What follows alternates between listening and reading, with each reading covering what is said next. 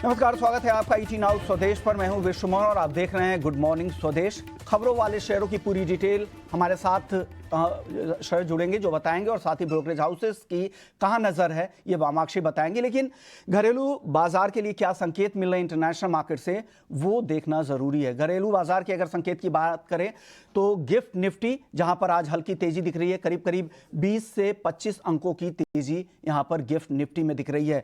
एशियाई बाजारों की अगर चाल देखें तो यहां पर जापान का छोड़ ज्यादातर बाजारों पर दबाव दिख रहा है। कोरिया के बाजार में आधे % से ज्यादा की गिरावट है। हांगकांग, चाइना, यहां पर भी 0.25% की गिरावट चीन के बाजारों में दिख रही है।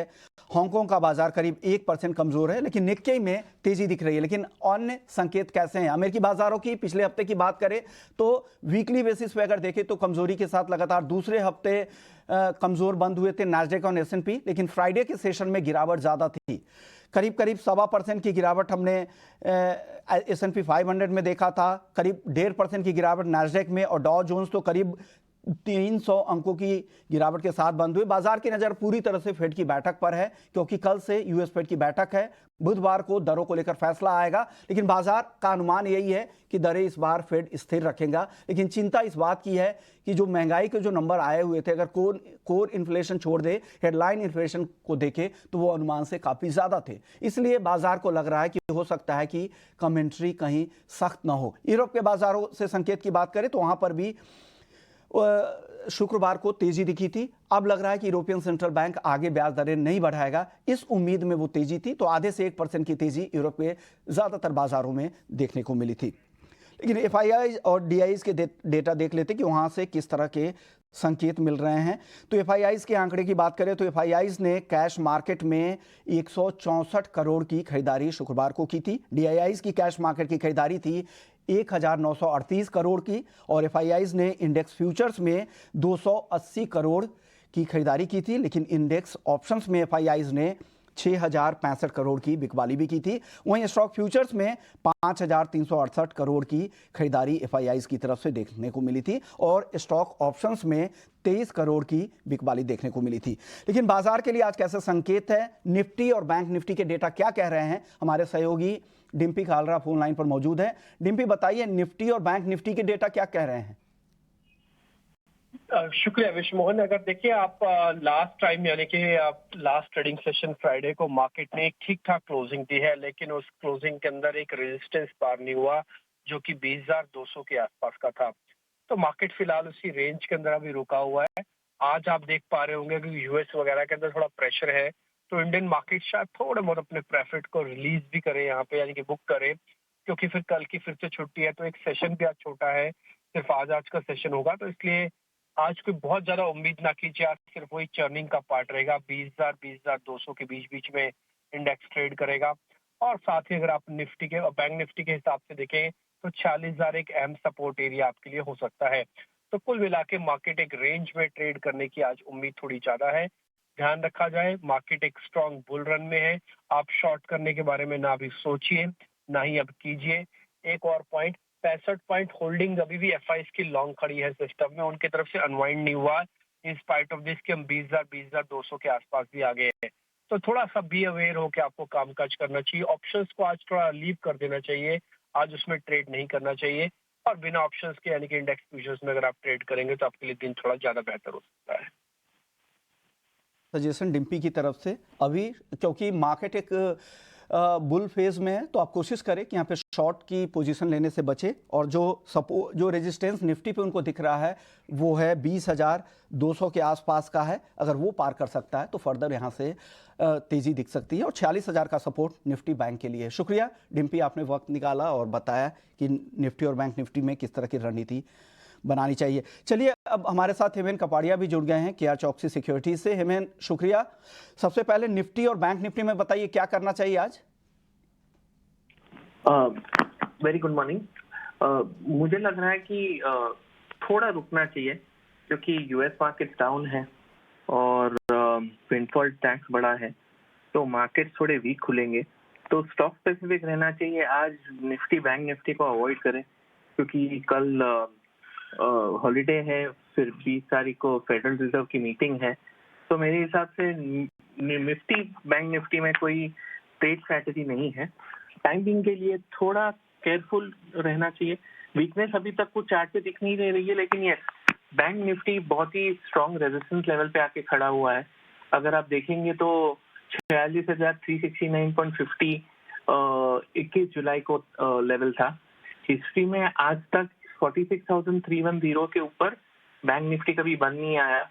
फ्राइडे का हाई देखेंगे तो 46,310 था।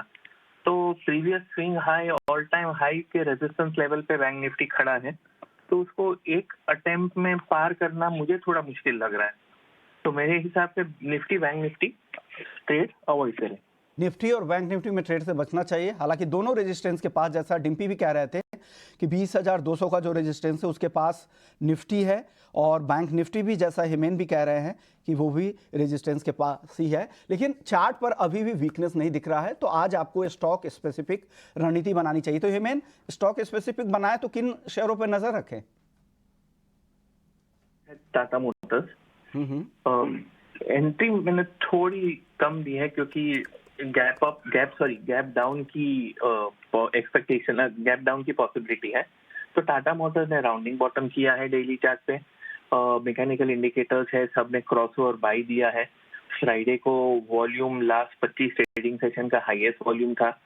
6 हफ्ते का कंसोलिडेशन, रिट्रेसमेंट, वहां से ये रिकवर होने के मूड में है। तो बेसिकली बढ़िया रनअप था उसका, उसने टाइम प्राइस करेक्शन दे दिया, अभी तेजी का नेक्स्ट राउंड शुरू करने के मूड में है। तो ये इंट्राडे कॉल रहेगा, conditional buy call. Tata motors 630 के आसपास की एंट्री, 624 का स्टॉप लॉस, टारगेट 642। दूसरा स्टॉक है जो बाय कॉल रहेगा वो है टोरेंट फार्मा। टोरेंट फार्मा का काफी अंडर परफॉर्मेंस रहा है, लास्ट 5 हफ्तों की गिरावट है। यहाँ पे अभी डेली चार्ट पे ओवरसोल्ड है, सब इंडिकेटर्स बाय में आ चुके हैं। यहाँ पे सपोर्ट लेवल पे खड़ा है और स्टॉक बाउंस करने के मूड में है। तो टोरेंट फार्मा 1865 की एंट्री रहेगी, 1850 का स्टॉप लॉस रहेगा और 1895 का टारगेट रहेगा। Risk reward ratio 1:2। ओके, तो एंट्री जो लेवल है वो भी ध्यान रखिएगा, क्योंकि रिस्क रिवॉर्ड के लिए वो जरूरी होता है। 630 पे टाटा मोटर्स खरीदना है, 642 के टारगेट के लिए 624 का स्टॉप लॉस लगाए। टोरेंट फार्मा खरीदना है 1865 के लेवल पे, 1850 का यहां पर स्टॉप लॉस लगाए और 1895 रुपए का टारगेट है। शुक्रिया हिमेन, आपने वक्त निकाला हमारे लिए। चलिए, अब हमारे सहयोगी शरद भी मौजूद है। शरद, बताइए कौन कौन सी आज खबरें रहेंगी जिन पर नजर रखनी चाहिए? जी बिल्कुल, फोकस में ऑफ कोर्स आईपीओ सेक्शन में रहेगा। यहाँ पे जुपिटर लाइफलाइन जो है लिस्ट होने वाली है। आईपीओ प्राइस लगभग 735 रुपीज़ पर शेयर का है, और देखा जाए तो टोटल सब्सक्रिप्शन 65 गुना हुई है। और जो ओवरऑल लिस्टिंग का जो ट्रेंड्स दिखने में मिल रहा है ग्रे मार्केट में, वहाँ पे लगभग पॉजिटिव लिस्टिंग जो है कि इसकी अनुमान है। सैमी होटल्स के सब्सक्रिप्शन के आज आखिरी दिन है, अभी तक सिर्फ 13% ही सब्सक्राइब हुआ है। वहीं जैगल प्रीपेड ओशन सर्विस में भी जो है सिर्फ 44% का सब्सक्रिप्शन है, उनका भी आज आखिरी दिन है सब्सक्रिप्शन का। अब बात करते हैं खबरों वाले शेयर्स पे जो फोकस में रहेंगे। सबसे पहला इंपॉर्टेंट है अदानी एनर्जी सॉल्यूशंस। यहाँ पे प्रमोटर्स ने जो अपनी स्टेक बढ़ा दी है 70.4 से 72.56% कर दी है, और पिछले एक महीने से जो प्रमोटर ने लगभग 2.5 करोड़ शेयर्स की एक्विजिशन की है। आपके बहुत सारे डिफेंस रिलेटेड स्टॉक्स फोकस में रहने वाले हैं, जैसे कि BL, BML, HL, क्योंकि जो डिफेंस काउंसिल है उन्होंने कैपिटल एक्विजिशन प्रपोजल लगभग 45,000 करोड़ का इनका जो है ओवरऑल अप्रूव कर दिया है। टाटा स्टील के बारे में बात करें तो एक नई रिस्ट्रक्चरिंग प्लान की अप्रूवल है, ये यूके ऑपरेशन है, जहां पे कैपेक्स रिक्वायरमेंट में 1.25 बिलियन पाउंड जो है ओवरऑल होने वाली है। उसमें ऑफकोर्स यूके गवर्नमेंट ने जो है 500 मिलियन पाउंड्स का जो है कमिटमेंट दिया है, और जो रिमेनिंग है वो टाटा स्टील से आने वाली है। अब बात करते हैं कुछ मैनेजमेंट मीट्स की जो फोकस में रहेंगे। सबसे पहला है SBI cards management meets Morgan Stanley का। यहाँ पे की टेकअवेज इंक्लूड करता है कि आगे जाते हुए जो निम्स हैं वो स्टेबलाइज हो सकते हैं, हालांकि थोड़ी सी जो है लोअर रह सकते हैं सेकेंड क्वार्टर में, लेकिन 10 से 15 बेसिस पॉइंट्स का बोरोइंग कॉस्ट में बढ़ोतरी देखने मिल सकता है सेकेंड क्वार्टर में।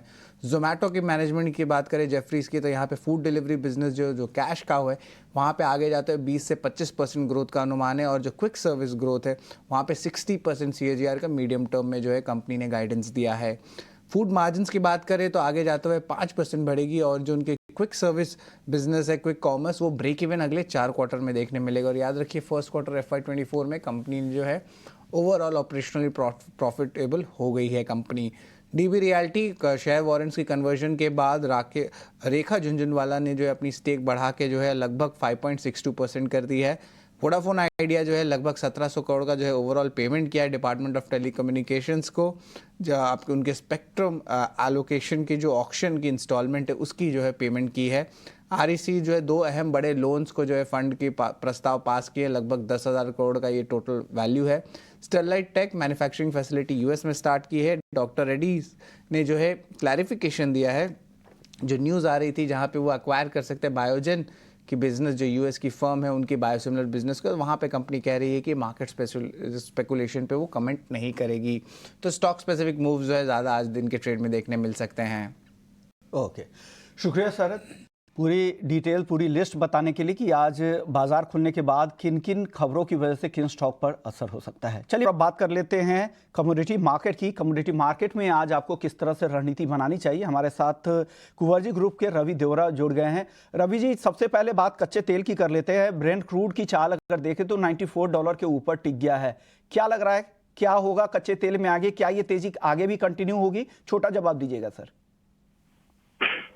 जरूर से तेजी आगे कंटिन्यू हो सकते हैं, कोई नेगेटिव न्यूज नहीं है। इस हिसाब से लगातार सप्लाई की जो चिंता है उस हिसाब से प्राइसेस में एक नॉर्थवर्ड जर्नी बनी है। हालांकि जो आज सुबह ट्रेजरी में यूएस में वोलेटिलिटी एंड उछाल है, इस हिसाब से लग रहा है कि थोड़ा सेफ रह के ट्राई करें। 7500 का कॉल ऑप्शन 220 के करीब बाय कर ले, स्टॉप लॉस लगा 160। अपर साइड लग रहा है कि कॉल ऑप्शन में 350 तक के लेवल देखे जा सकते हैं। 7500 के स्ट्राइक की कॉल खरीदने की सलाह रवि जी की तरफ से। अब गोल्ड में बताइए सर, ट्रेजरी यील्ड तो लगातार ऊपर की तरफ ही जा रहा है, 4.4% के ऊपर चला गया है। क्या लग रहा है गोल्ड में क्या करना चाहिए सर? गोल्ड में सेलिंग की रिकमेंडेशन रहेगी। अगर ये इसी तरह ट्रेजरी बढ़ते रहे तो थोड़ा मंथ के मार्केट के लिए एंड पर्टिकुलर जो बुलियन के लिए थोड़ा नेगेटिव है, तो सेल करें। 59,200 के करीब अक्टूबर फ्यूचर 58,700 का टारगेट रहेगा। 59,420 के स्टॉप लॉस के साथ आप गोल्ड में सेल के कॉल ले सकते हैं। ओके, गोल्ड बेचने की सलाह 59,200 के लेवल पे, 58,700 के टारगेट के लिए स्टॉप लॉस लगाना है 59,420। अब बेस मेटल्स में क्या आपको पसंद आ रहा है? पिछले हफ्ते के डेटा भी आपने चीन का देखा होगा, छोटा जवाब दीजिएगा। क्या एक कोई अगर पिक चुनना हो मेटल्स में तो क्या चुनेंगे आप?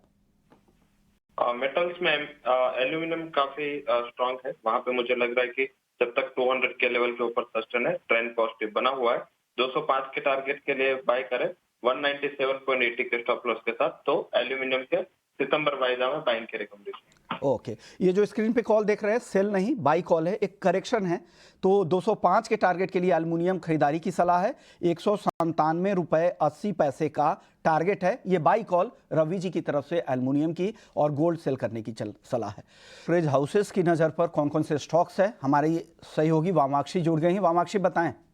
जी बिल्कुल, शुरुआत करेंगे हम फ्यूजन माइक्रो फाइनेंस के साथ। हम देख रहे हैं कि इनक्रेड की तरफ से रिपोर्ट आ रही है, लार्जली हाईलाइट कर रहे हैं कि कंपनी की ग्रोथ काफ़ी मजबूत नजर आ रही है, कंपनी अपना पेनिट्रेशन बढ़ा रही है और उनकी डाइवर्सिफाइड प्रेजेंस तो है ही। इसके अलावा कंपनी के पास काफ़ी हाई सुपीरियर मार्जिन्स है और ये लाइकली सस्टेन होते हुए इन्हें नजर आ रहे हैं। हालांकि अगर हम देखें तो स्लिपेजेस नियर टर्म में बढ़ सकते हैं और इनफैक्ट कलेक्शन एफिशिएंसी जो कंपनी की है ये भी पीक होती हुई नजर आ रही है। तो इसी के चलते इनक्रेड ने फ्यूजन माइक्रो फाइनेंस पर ऐड की राइट कवरेज शुरू की है, टारगेट प्राइस 800 रुपये प्रति शेयर के साथ। इसके अलावा टाटा स्टील पर भी हम फोकस करेंगे। मॉर्गन स्टैनली की तरफ से रिपोर्ट आ रही है, उन्होंने यूके ऑपरेशंस के लिए एक नया रीस्ट्रक्चरिंग इनिशिएटिव अनवील किया है और ये जो डेवलपमेंट है वो काफ़ी पॉजिटिव है, क्योंकि यूके बिजनेस की अनसर्टेनिटी है स्टॉक पर एक काफ़ी बड़ा ओवरहैंग रही है।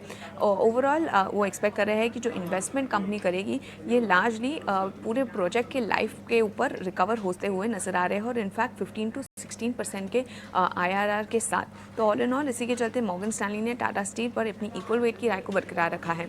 इसके अलावा केमिकल स्टॉक्स पर भी हम फोकस करेंगे। जेफरीज हाईलाइट कर रहे हैं कि क्रॉप प्राइसेस अभी भी दबाव में है, क्योंकि सप्लाई साइड के जो रिस्क है वो रिसीड होते हुए नजर आ रहे हैं। एलिवेटेड हालांकि चाइनीज़ एग्रोकेमिकल एक्सपोर्ट्स का इम्पैक्ट मार्जिन पर आ सकता है।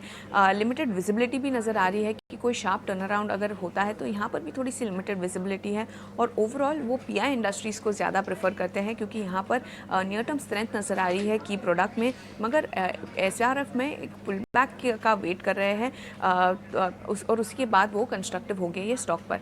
इसके अलावा बैंकिंग शेयर पर भी हम फोकस करेंगे। बैंक ऑफ अमेरिका का हाईलाइट कर रहे हैं कि मॉनसून डेफिसिट और लोन वेवर्स दोनों ही इक्वली इम्पैक्टफुल हो सकते हैं। करंट साइकिल में अगर हम देखें तो एक्सिस बैंक ने अपनी एग्री बुक को सबसे ज़्यादा बढ़ाया है 26% कैगर्स के साथ।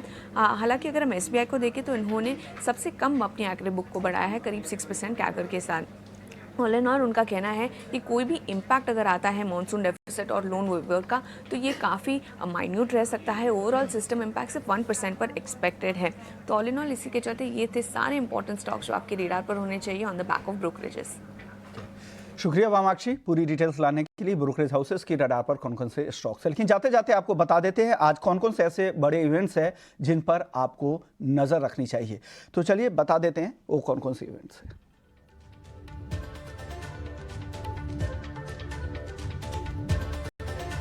जाऊं क्या?